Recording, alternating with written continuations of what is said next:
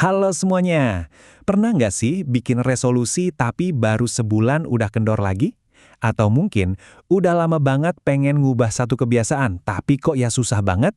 Tenang, kita semua pernah ngalamin itu. Nah, hari ini kita bakal kupas tuntas soal apa sih yang sebetulnya jadi motor penggerak kita buat berubah. Dan kita akan lihat ini dari sudut pandang sebuah buku panduan untuk konselor Kristen.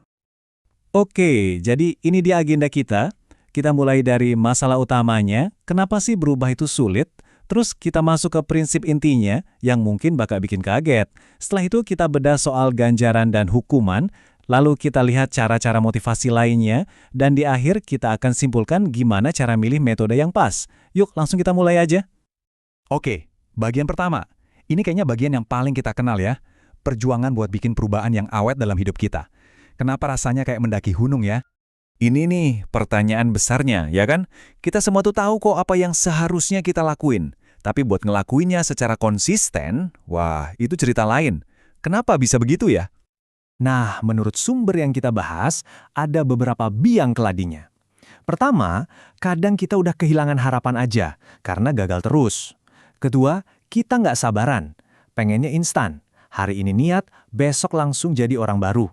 Dan yang ketiga, ya jujur aja, prosesnya itu sendiri emang benar-benar sulit. Oke, setelah tahu kenapa berubah itu susah, sekarang kita masuk ke solusinya. Dan ini idenya agak berlawanan dari nasihat yang biasa kita dengar loh. Bukan cuma soal, ayo coba lebih keras lagi, tapi ada sesuatu yang lebih mendasar. Ada satu istilah kunci di sini, namanya pengudusan. Penting banget buat kita pahami, ini tuh bukan soal jadi sempurna dalam semalam. Bukan. Anggap aja ini sebuah proses pertumbuhan yang jalan terus, sebuah perjalanan bukan tujuan akhir yang sekali sampai langsung selesai. Nah, ini dia ide utamanya. Tesis dari buku ini adalah motivasi sejati itu datangnya dari identitas, bukan cuma dari tekad baja. Jadi, ini bukan soal berusaha jadi seseorang yang bukan diri kita, tapi tentang hidup sesuai dengan siapa diri kita yang sebenarnya. Ini mungkin ngejelasin kenapa tekad doang seringkali nggak cukup. Kita sibuk membangun dari nol, padahal seharusnya kita hidup dari fondasi yang udah ada. Di sini kita bisa lihat langsung dari sumbernya. Panduan ini bilang kalau kita harus hidup sesuai dengan identitas yang udah kita miliki di dalam Kristus. Jadi perubahan itu bukan tentang menciptakan identitas baru dari awal, tapi lebih ke mewujudkan identitas yang sebetulnya udah diberikan kepada kita. Buku panduan ini ngasih analogi yang keren banget buat menjelasin konsep ini. Coba bayangin deh, tindakan itu ngikutin identitas. Seseorang nggak bertingkah laku kayak pendeta supaya bisa jadi pendeta kan? Dia bertingkah laku seperti itu karena dia memang adalah seorang pendeta. Nah, prinsip yang sama berlaku buat perubahan pribadi kita. Yuk kita beralih ke alat motivasi yang mungkin lebih kita kenal, tapi sering banget jadi perdebatan, penggunaan ganjaran dan hukuman, alias rewards and punishments. Sumber kita ini ngasih perbedaan yang penting banget. Ada yang namanya insentif, ada yang namanya suap. Insentif itu tujuan yang sah yang pengen kita raih. Tapi suap itu imbalan buat ngelakuin sesuatu yang emang udah seharusnya kita lakuin. Beda banget kan antara kalau kamu bisa mencapai target ini, ada bonus, dengan nih uang biar kamu mau ngerjain tugasmu. Dan disinilah letak perbedaan filosofisnya. Menurut buku ini, pendekatan Alkitabiah itu menekankan keyakinan dari dalam, dari hati. Sementara pandangan behavioris murni itu fokusnya ke manipulasi dari luar. Jadi yang satu tujuannya memimpin manusia yang punya keyakinan, yang satunya lagi ya bisa dibilang lebih mirip kayak melatih hewan daripada membimbing manusia.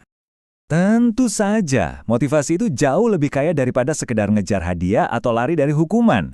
Sekarang kita akan lihat beberapa motivator lain yang tingkatannya lebih dalam yang diusulkan oleh buku panduan ini. Jadi, poin pentingnya adalah ada loh motivasi-motivasi yang lebih tinggi. Ini bukan lagi soal untung rugi buat diri sendiri. Ini tentang melakukan sesuatu karena itu benar, karena panggilan hati nurani, atau karena kita meneladani contoh yang baik dari orang lain.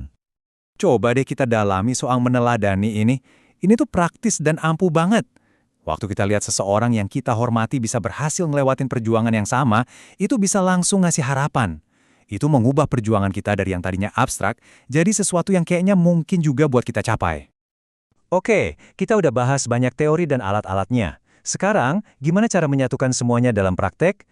Gimana seorang konselor bisa pakai semua informasi ini buat benar-benar ngebantu seseorang?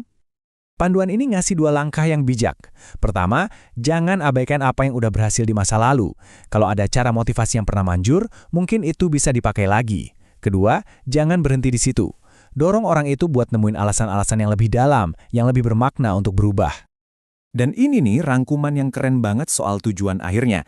Ini bukan cuma soal ngubah perilaku, tapi soal ngubah kali sumber motivasi kita. Sebuah pergeseran fundamental dari apa untungnya buat saya, menjadi bagaimana ini bisa memuliakan Tuhan dan membantu orang lain. Setelah kita menjelajahi semuanya, mulai dari perjuangan, identitas, sampai berbagai macam alat motivasi, pembahasan ini ninggalin kita dengan satu pertanyaan buat direnungkan. Yuk, kita ambil waktu sejenak buat mikirin ini. Apa sih yang benar-benar mendorong tindakan kita setiap hari? Terima kasih sudah menyimak.